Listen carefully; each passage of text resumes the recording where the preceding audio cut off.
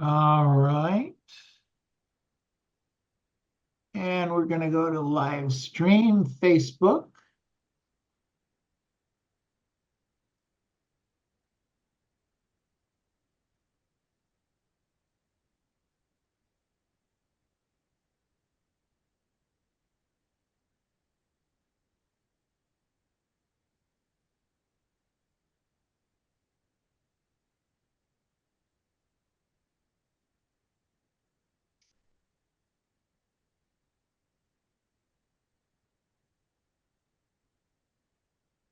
All right.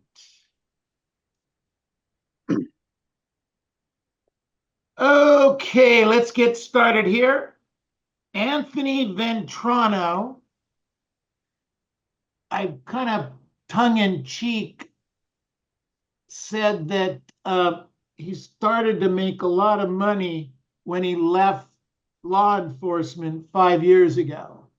And it was a little bit tongue in cheek because I was thinking to myself, wow, this guy gets up every morning today and works expireds, and we think they're mean and for sale by owners are mean and that kind of stuff.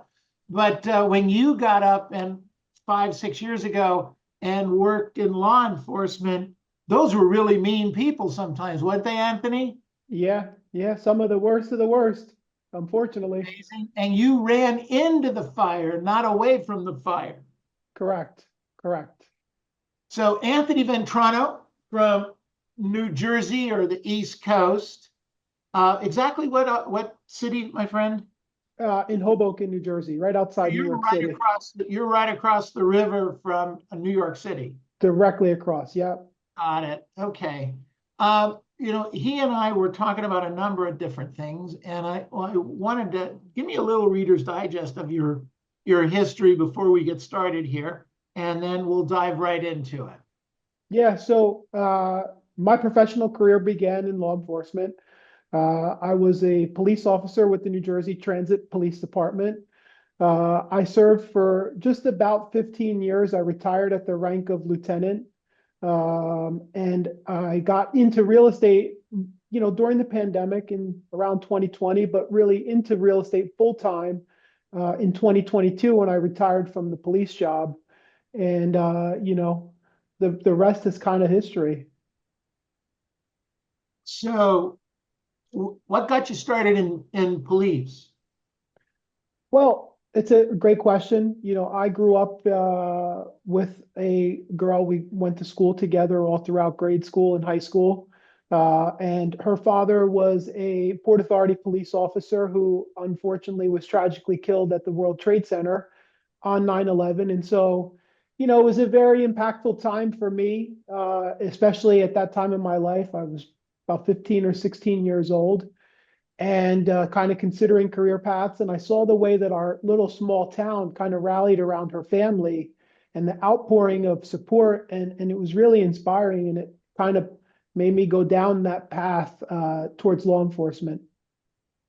Interesting, interesting. So, you hadn't considered very much at that time the blue collar neighborhood? Yeah. Yeah. Yep. But what's a lieutenant make ish? I don't know if you want to share those numbers, but I think when I retired, I was making about 135,000 a year.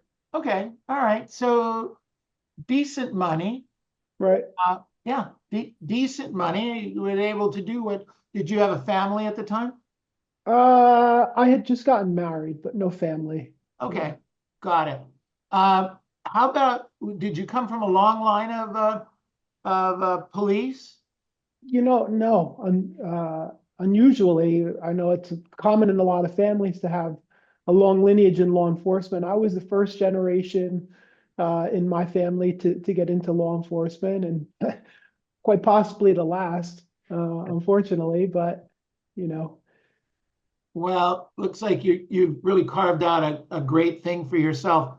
So you left law enforcement um, in 22, 21, 22. Yep, in 22, but you actually were working in real estate a little bit before that.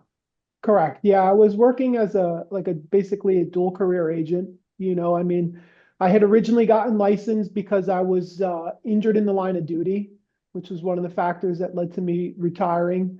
But during that time when I was out trying to recover, and I was out for a very extended period of time, I thought to myself, well, like if I can't, go back to being a police officer, what could I possibly do? And the idea to get a license was really like a kind of spurred out of a conversation with my wife on like, well, what could you do? And I said, get a real estate license. Everybody has one. Maybe I'll sell our own house, right? Or help out your sister or my, cousins or whoever with it, not knowing that I would, really kind of fall in love with the career. I mean, it's a hard job, it's a grind, but it's definitely very rewarding when you can help people move on to the next chapter. So, Well, to me, it's a natural jump to go from a lieutenant in the police department to a real estate agent. It's a totally natural thing, right?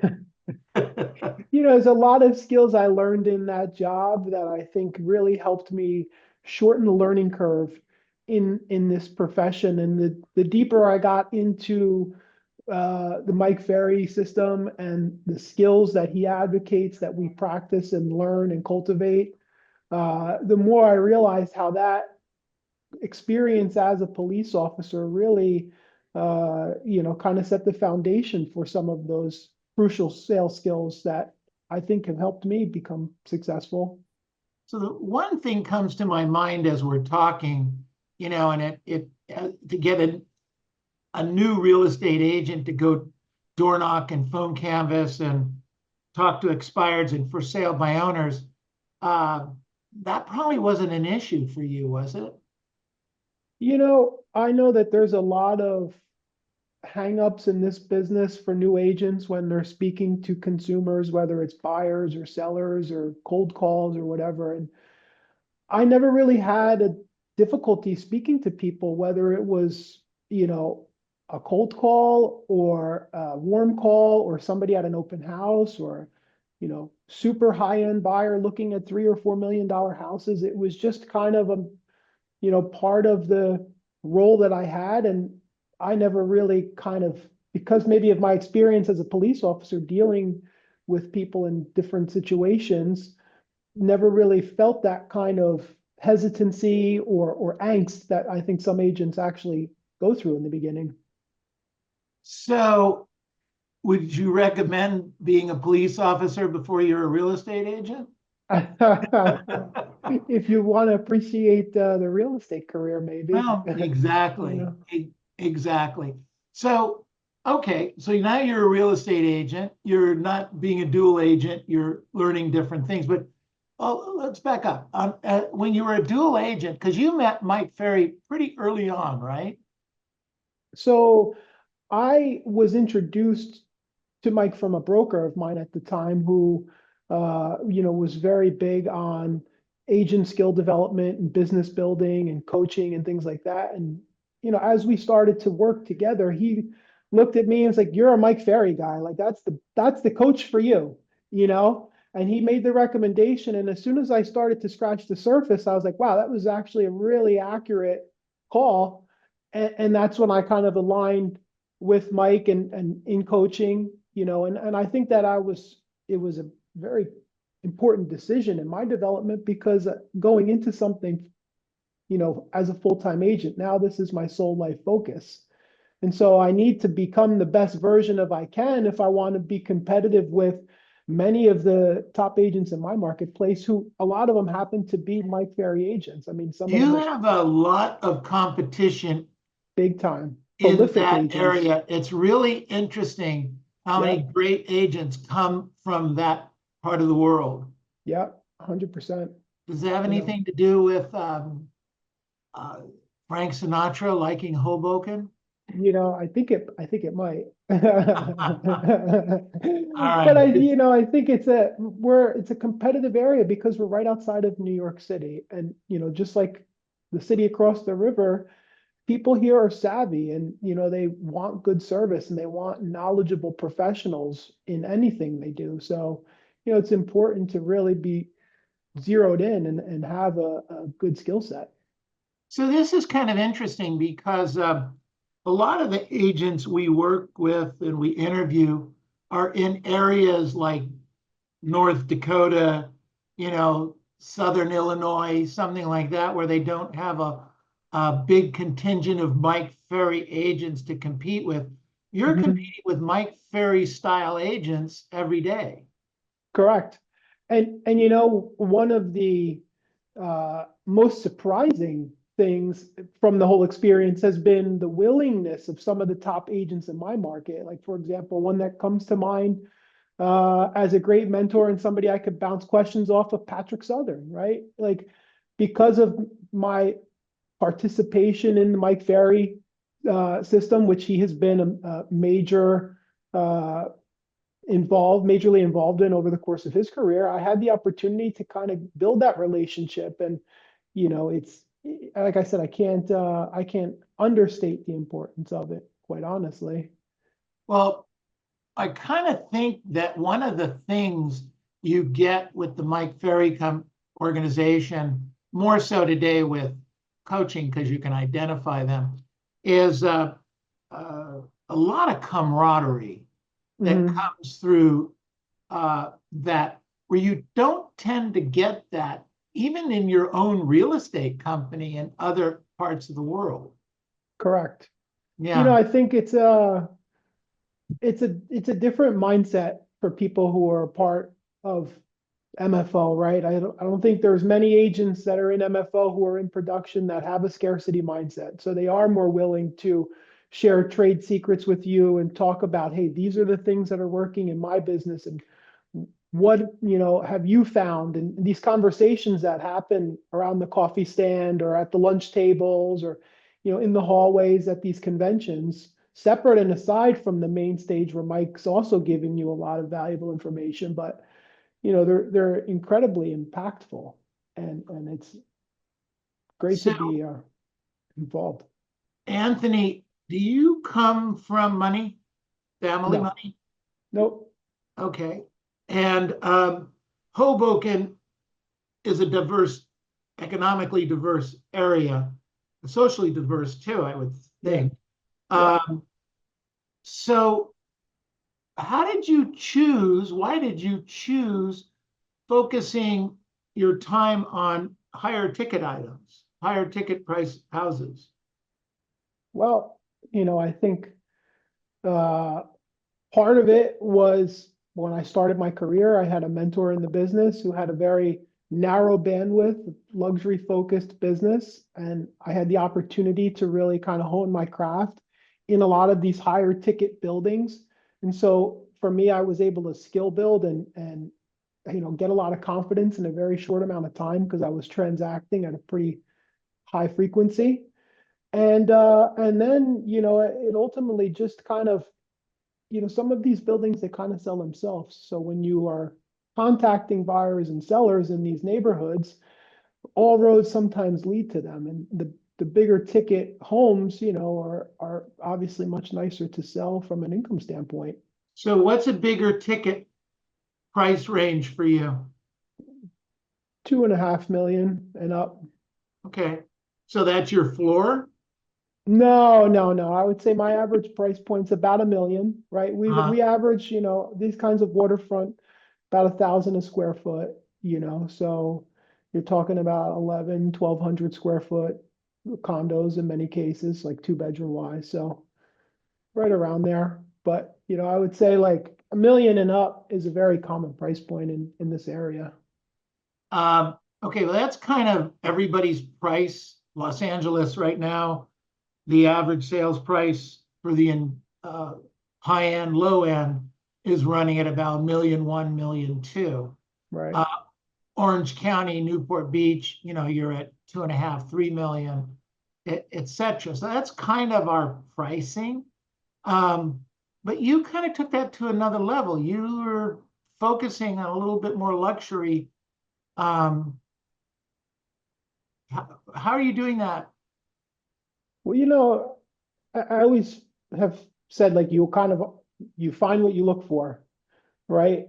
And once I was able to kind of get that footing in some of these buildings, it was easy because then I would have past clients and things like that in those communities, and I would naturally see them, and just doing follow-ups and maintaining relationships after closing, led to other transactions in a lot of these communities. Like there's buildings in Hoboken now that I've sold multiple units because of, my interactions with residents in those buildings and things like that. And so I try to really, uh, I'm very passionate about giving good service to folks, and a lot of times word of mouth spreads that people see that, because I think that is a Got it. deficit in our industry. I don't know why I just thought of this. Do you have a carry permit? I Or am I not supposed to ask that no, question? no, I don't carry anymore, unfortunately. I don't know why I just thought of that. I just Yeah, see you walking around on a listing yeah, presentation. like Here, let me sign just the put this contract. down right here. True. Okay. So you started 5 years ago-ish, and right now you're selling what? What are you on track to close this year? About 50 million. 50 million. Okay, so that's what's the highest property and what's the lowest? My highest property year to date was 325, and my lowest is probably about 415. Got it. Okay. Um, and what do you have to do to get and keep a $3 or $4 million listing when everybody else is trying to get the same business as you are? Because you're competing with monsters out Everyone, there. Yeah, everyone, yeah. I think the cornerstone of any client relationship, no matter which side of the transaction you're operating on, is good service and being knowledgeable, right? And being able to present people with data, and these are the facts, and this is the market, and these are the homes in your price point, and being able to have sometimes uncomfortable conversations with folks is, you know, kind of what ultimately has helped me with that so did you, when you started, did you have to preview property to learn the inventory? all the time. I still preview properties. Really? Yeah, 100%. Yeah, I think it's very important, because if I meet with a buyer or seller and we can start to talk about properties, and I can discuss specific things like, oh, did you see the closet in the second bedroom of that? Like, that wasn't even a closet, things Right. like that, where they understand that I have high level competency and I understand the market. I think that that helps me to showcase my value proposition to the person that I'm interviewing in front of, buyer or seller. So knowledge equals confidence is something we say about our confidence, but when you demonstrate your knowledge, it also builds confidence in the client of your capabilities. Is that what I think I'm hearing? 100%. There's a great book about the power of rapid cognition called Blink. And they talk about people making these rapid decisions and thin slicing, they call it. And I'm of the mindset that when you're interacting with somebody, you're client facing, they're thin slicing you, and they're making decisions about whether they want to work with you, and can they trust you, and are you competent. And until you have proven yourself, and in many times even after you've proven yourself, you have to continue to prove yourself that you understand and still have a strong handle on the market. So having that knowledge equals confidence, knowledge is power, and ultimately that's competency. That's what people are looking for, you know. So Interesting. What about scripts and dialogues? Did you have to do anything like that? Or because you were a police officer, they taught you all of that? it's funny. Uh, I look back at the first couple of years of my career, and I like to kind of think of it like flying blind, right? Like I would meet people. I had really no formal sales training, right? You get a real estate license, and it's kind of just the licensing requirements for your state. They don't teach you how to lead generate and follow up and cultivate somebody through a sales funnel. And I was really kind of not unscripted, and I noticed a big shift in my business and my production when I was able to begin to internalize the scripts and understand that it was more about the questions and trying to really get to somebody's motivation and understand what they're looking to achieve and things like that. And I think that's what I got most out of using the scripts. And, I mean, for me, the script practice is a big time portion of my regimen in the morning. I role play every morning from 7:30 to 8 o'clock with agents from the East Coast. We have a role play group that we practice different scripts, and it's really helped me, and I feel like it's something that every agent should be doing. Why do you think the agents don't do it? The ones that don't do it? Well, I think there's a variety of reasons. I think a lot of it is due to people's being uncomfortable and wanting to avoid discomfort, right? I mean, I know for me, in kind of when I first got the script book in the box that Mike sends when you sign up for coaching, I'm like, you want me to see this? And I'm going to call people and say I'm doing a survey of all the for sale by owners. Like, what? But, you realize really quickly that this stuff works. And the whole purpose of it is to help you to always have something to say and have a better question to ask to move them to a point where you can ask them for an appointment. And so,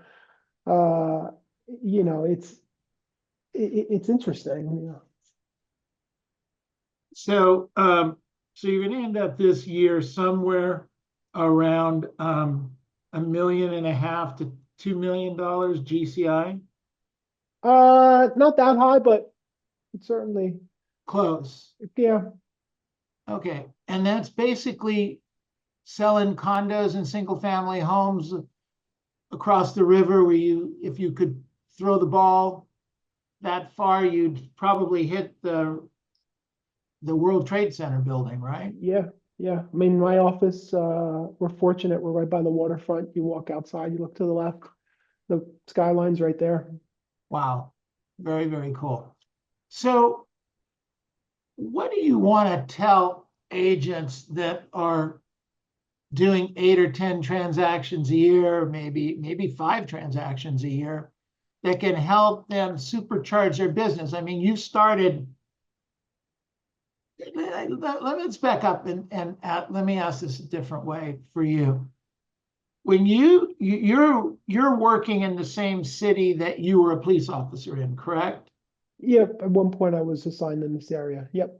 Okay, more or less, right? Yes. Okay. Yep. So, sometimes we get past client sphere. We have people that, if you're a police officer and you're walking a beat, I don't know if you ever did that, but you're walking a beat and you'd go by a fruit stand and, the guy would throw you an apple or something. I mean, that's kind of relationship type building. Did you have any of that business when you started? Not really, unfortunately. So why do you think you didn't have it? And what did you have? Well, it's funny, when I was still a dual career, a lot of the cops would say, we can't afford the stuff that you're selling. I'm sorry, joking. you can't afford what? They wouldn't be able to afford some of the homes that I was selling at the time, right? Like I was selling these 2-bedroom houses for $1 million plus. And, these were guys that, police officers are not bankers, right? I mean, it's a job that you choose for service, not the accumulation of wealth. And so I think that was one of the reasons in the beginning, that I was just kind of really focused in on one specific market and they weren't into this market. Okay, so that's why you didn't get it. Right. What focused you on that market so that you could start getting it? The business from those folks, the police officers, you mean, or the luxury market? The luxury. Just, I worked a lot of open houses. I was always aggressive about anytime there was an opportunity to lead generate or to work. I went to work and I approached this job even as a dual career, nights, weekends, whenever I could find the work as a, like a second job. And I treated it with the same kind of discipline and scheduling that I did in the police department. And, kind of pointed me in the right direction success wise, I think. So were you reading self-help books when you were on the police force? Or, No, sorry? no, no, Really? nope. So this isn't, you weren't a latent real estate agent kind of learning and playing along the way when you had your retirement put upon you. um, you had to really remake yourself. Big time. It was a total reinvention. So talk to me about that. Let's talk about what that took. Yeah. You know, coming out of that type of organization, a paramilitary organization, right, where you would go to work all geared up and in a specific mindset, right? You're always in kind of a state of heightened readiness because you never know what could happen. You know, it was took a while to kind of come down from that state of readiness that I was in for over a decade. And, you know, then you come into real estate where it's a much lower risk profession in terms of exposure to danger, right? You would think at least. Um, and so adapting to that and now coming to work in a suit and tie rather than with a bulletproof vest and a gun belt was a change that, you know, sounds really easy, but it took a lot of kind of adjusting to. And then also the mindset shift of a police officer, like when I would show up on the scene, you know, hey, we're the police. I'm in charge of the scene now. You're going to do what I tell you to do, kind of thing, to more of a collaborative conversation where you're asking more questions and you're, you know, speaking to people to really try to understand them on a different level. Interesting, interesting. So we say mindset's really important, and I think we'll all agree here that it is. Yet you didn't have that mindset, nor were you really trained in a service, especially luxury service, um, to do that. And so, what books did you read? I mean, you told us about Blink, but what else did you pour in your head in the beginning to help you make that transition? I mean, there's been some really good books. Like As a Man Thinketh, I would say is probably one of the formative books that kind of changed the way I was thinking and stuff. I have a kind of a stack over here, Think and Grow Rich, Surrounded by Idiots, right? It was a book about personality types and things like that. And just all of, you know, I think that's one of the nicest things about, not to keep talking about Mike Ferry organization, but book recommendations from agents. You get so many great book recommendations from folks, and some of these books are really impactful because they change the paradigm that you have, and they change the way you're really evaluating different aspects of life and business. So So, would you say As a Man Thinketh was one of the most impactful books for you? I think so. Yeah. And you actually heard that. This is an interesting point, everybody. Yeah. You actually heard about that book listening to an agent just like you're listening to him right now. Anthony, you want to share what you had shared with me earlier? Yeah, yeah. You know, I was saying, we were talking about Mastermind program, and I was saying to Neil, Jim Bim was on, and a lot of what he was saying really resonated with me. And he had mentioned As a Man Thinketh, and it was a book that I got after, you know, watching his episode that, you know, I would consider it probably one of the best self-help books of all time, Wow. really, you Wow. know, so. Very cool. Very interesting. How about YouTube videos, anything like that? Anything strike you?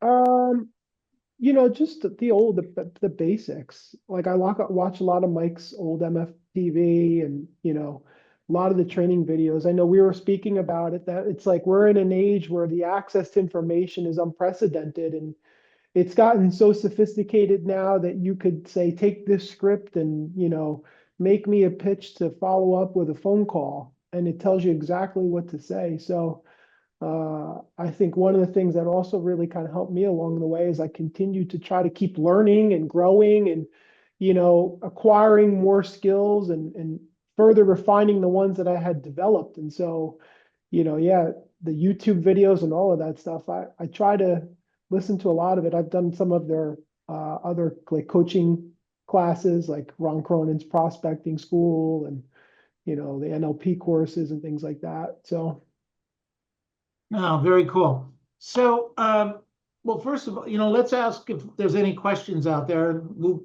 continue on with this. So, any questions for Anthony right now before we move on? Gloria, did you have a question, or are you just moving your phone? Oh, go ahead, Josie. Hi, thank you so much, Anthony. Would you put in the chat box your contact information, sure. please?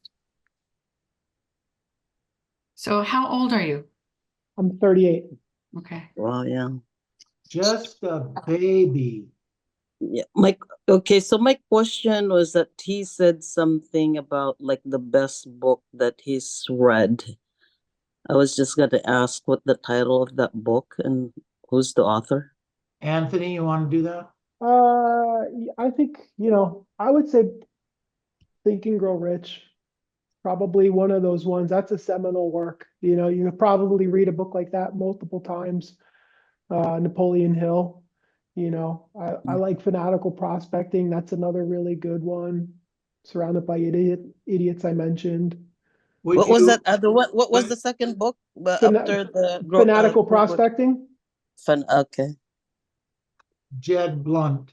Mhm. As a Thank man you. to think of, would you include that, Anthony? Definitely James Allen. Yeah, for sure. Good Thank you. question, Gloria. Thank Excellent. you. Thank you. Josie, did you have any other questions on that?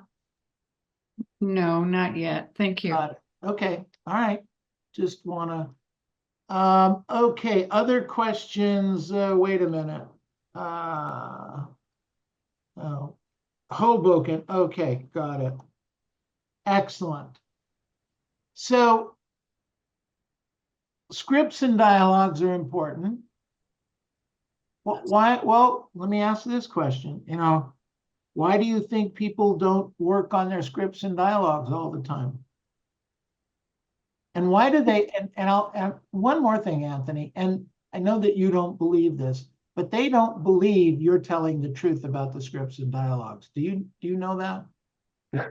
Hang on, I'm gonna unblur my screen here. You could see them all hung up on the back over here on this wall. Almost every script we have in the sales system, and I practice them listing presentation daily, you know, conscious competence or unconscious competence, right? Right, unconscious competence. Unconscious competence. Absolutely. Good stuff. Very cool. All right, other questions for Anthony? Go ahead, Yes. Tess. Okay, so it's amazing how you actually went into the time when we had that COVID. So my question to you is this: for you to be able to hit like the pricing, I'm imagining that you did this intentionally to go on the high end. So how did you actually prospect those people? Did you actually send postcards or do the circle prospecting? What did you do? Yeah, it's a great question. So, variety of different methods. I kind of believe in a lot of different approaches. So, when I take listings, I send mail to the buildings, things like that. I'm a big believer in open houses and just visible presence. Anytime you could be in a community, like I sell a lot of condos, so you're in the building, dressed professionally, presenting yourself well. I always have kind of approached it like every opportunity could be a job interview, and you never really know who's watching. So, you have to put your best foot forward more often than not. Mhm. Thank you. And do you have a team or you have assistants or how does that work as far as your staff?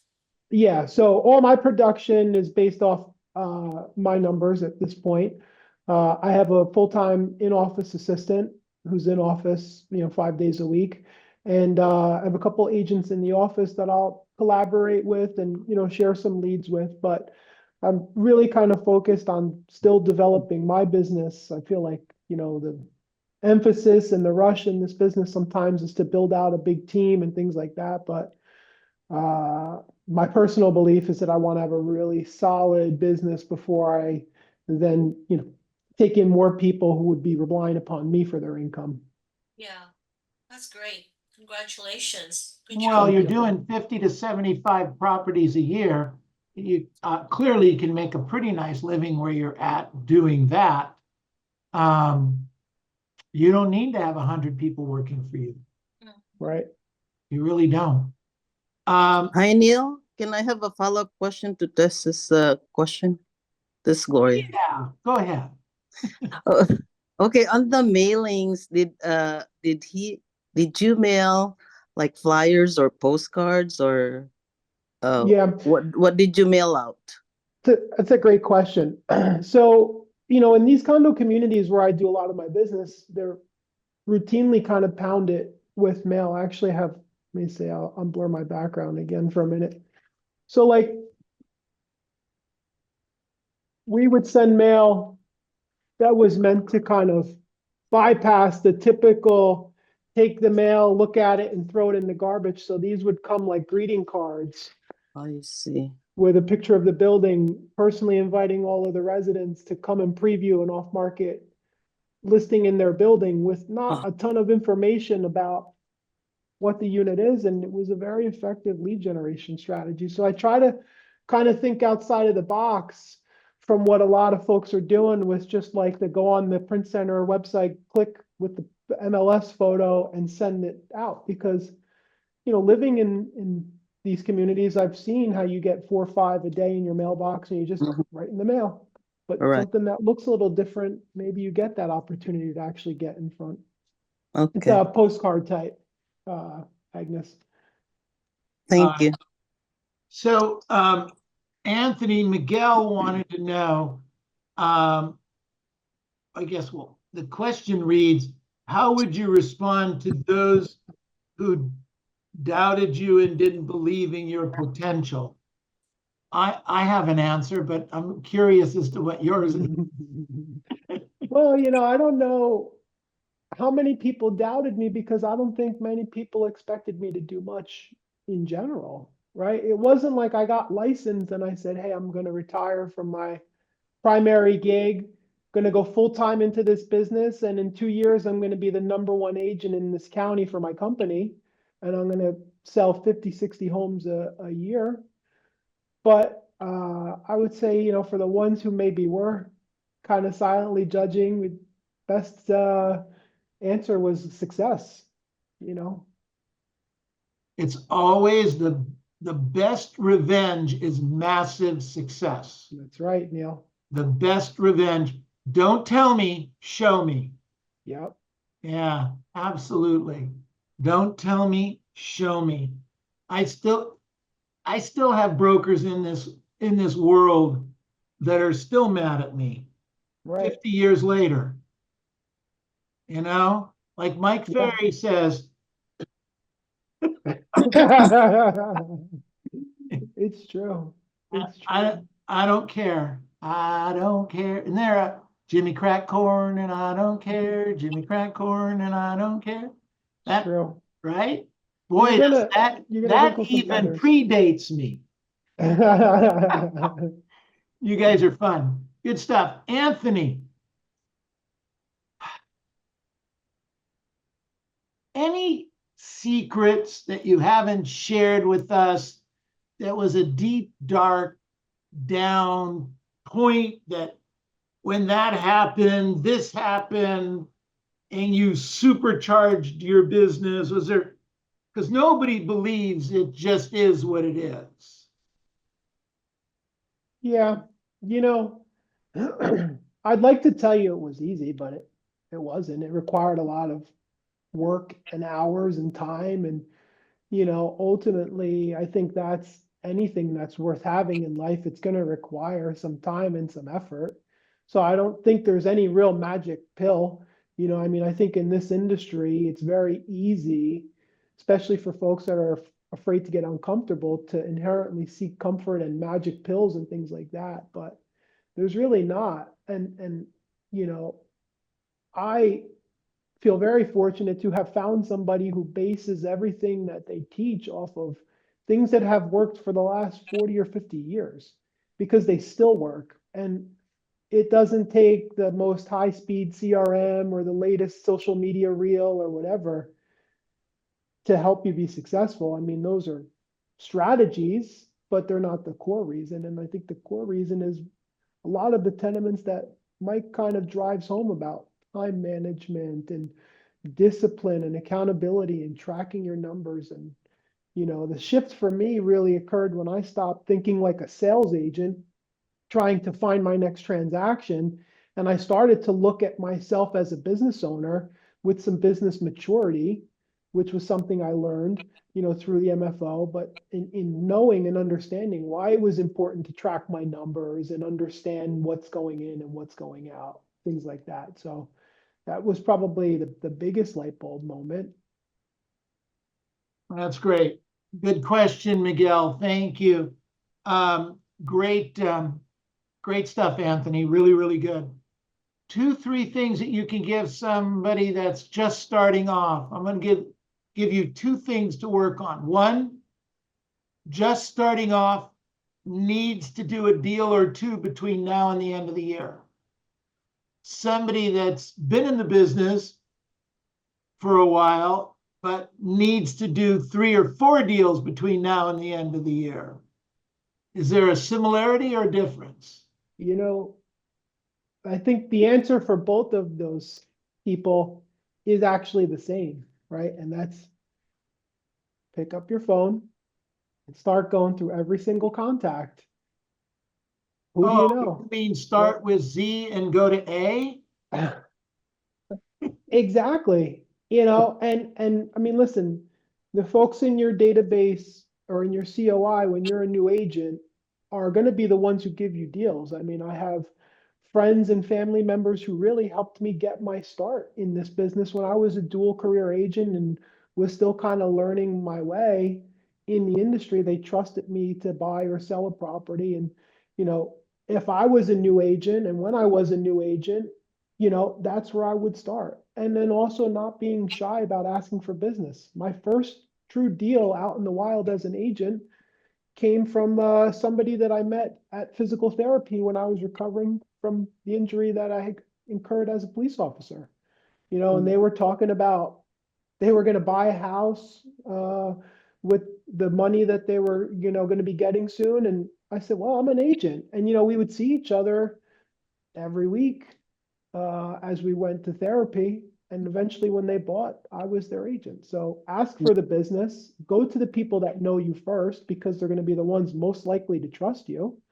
And then, you know, also don't be overly reliant on one source of business. You have to try a couple different lead streams to get those transactions in, you know. And same advice really for the veteran who's looking to get 3 or 4 transactions before the end of the year. I mean, I know it's the approach that I'm trying as I try to finish the year strong. You know, we're going into our client appreciation event season and calling folks and reminding them of that event and then asking them if they know anybody who could use my help.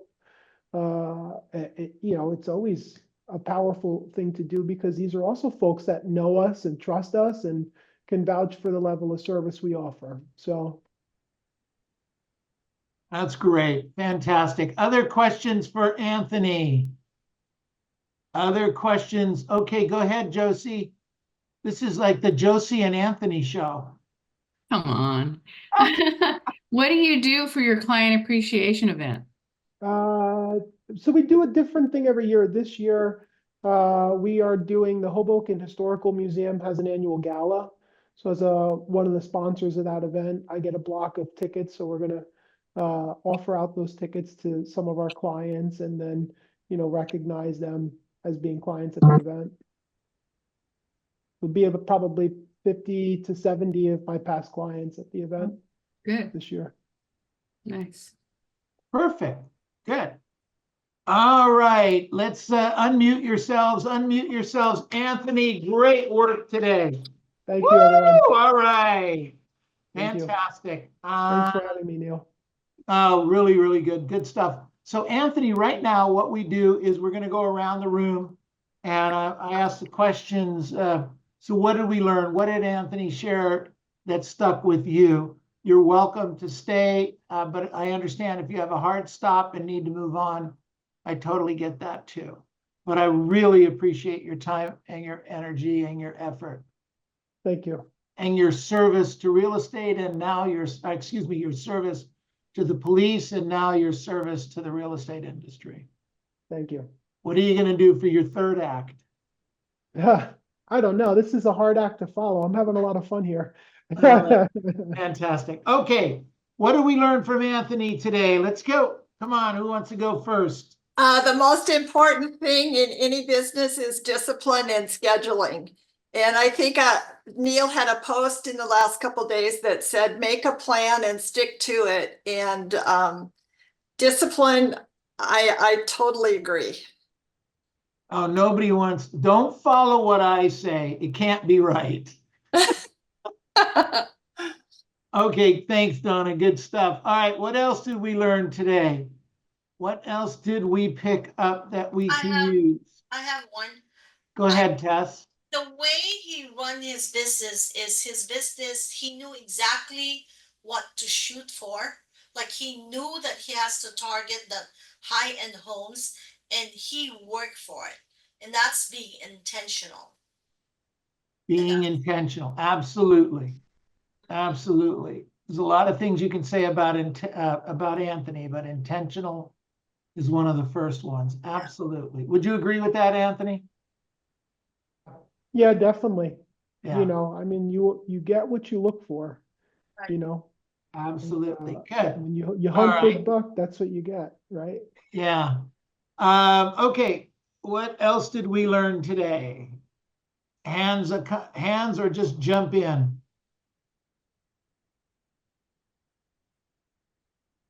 Marco, I'm going to call on you. What'd you learn today, buddy? Well, several things. One thing is that he says he practices every day. And that he wanted to be the best version of himself if he really truly wanted to compete against other MFO agents in his area. Well, whether he wants to or not, he's competing with them. Yep. I'm sure there's mornings or days that he'd like, people that not to show up. Today was one of them, as a matter of Today fact. tell me Said, about I don't feel like doing this today. And you know what? After the call, my role play partner today was actually one of my coaches at one point in MFO. And we had a tough role play. He was giving me some objections. And I said, man, that was good. I feel really good that we did that today. So yeah, you just have to grit it out. I mean, fake it till you make it. think about athletes, how much they practice. Oh my gosh, it's amazing. Absolutely. All right, what else did we learn today? Miguel, what'd you learn today, buddy? Miguel, can you hear me? Yes. What'd you learn today, pal? Yeah. Don't tell me, show me. That's right. Don't tell me, show me. You're right. Absolutely. Rosa, what'd you learn today? Did you pick up something? Hi, Neil. Hi, Anthony. So what I wrote down when you said that you stopped seeing yourself as a salesperson and instead you saw yourself as a business owner with business maturity. That's a big deal. Mhm. Absolutely. Loopy, you're hiding from me, but I can see you. What'd you learn today? I'm here. I know. What'd you learn today? Consistency. Yeah, Consistency. Love it. that's what I learned. To be Absolutely. consistent every day, role play, preview, just be consistent and go out there and make it 150%, not 90%. Not 90. That's right. All right. Good Thank you, stuff. Anthony. Appreciate it. Gloria, what'd you learn today? Accountability. Mm-hmm.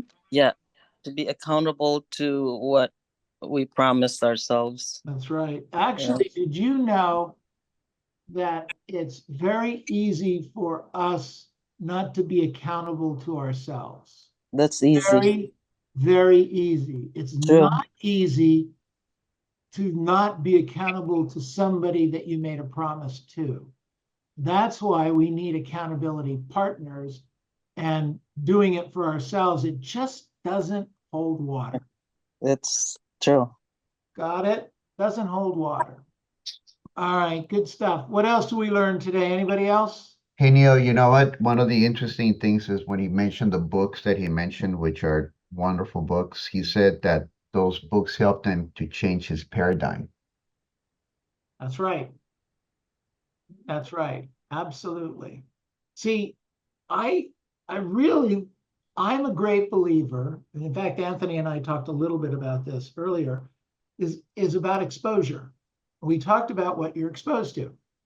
Anthony, and this is why I asked this 2 or 3 different ways, as a police officer and the life he grew up with, he wasn't exposed to a whole lot of the stuff he's exposed to with Mike Ferry now. Okay. And the exposure comes more from the people he sits next to in the superstar retreats than it comes from Mike on the stage.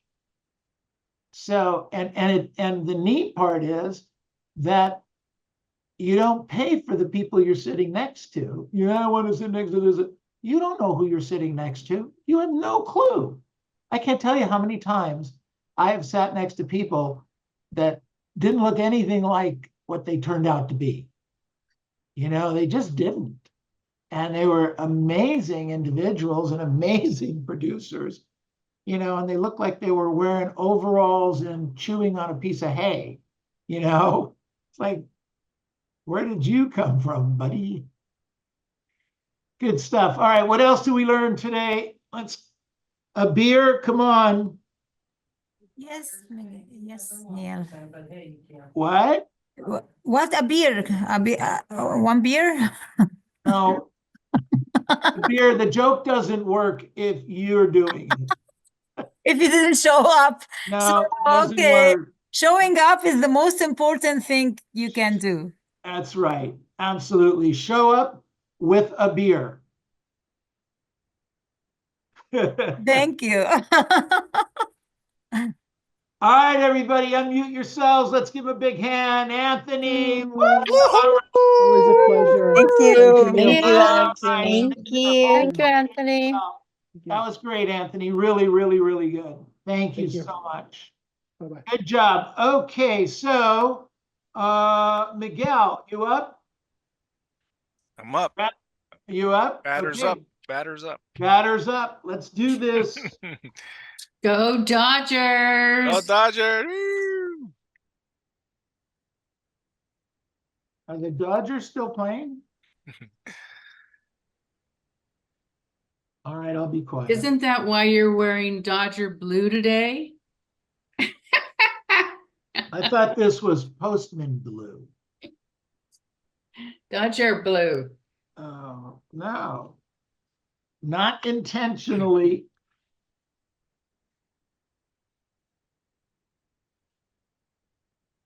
Okay. Really good stuff. Anthony, really good stuff. I love my job. Can I tell anybody that? Okay.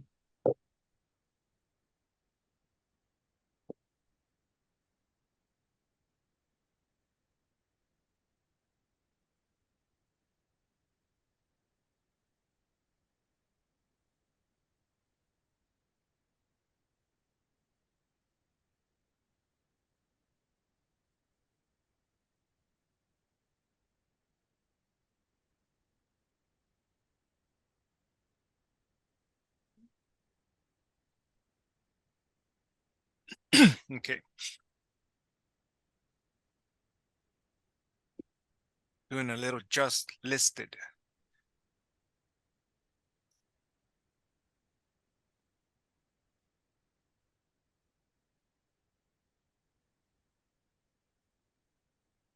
Please leave your message for 760905498. Sorry, mailbox is full. To send an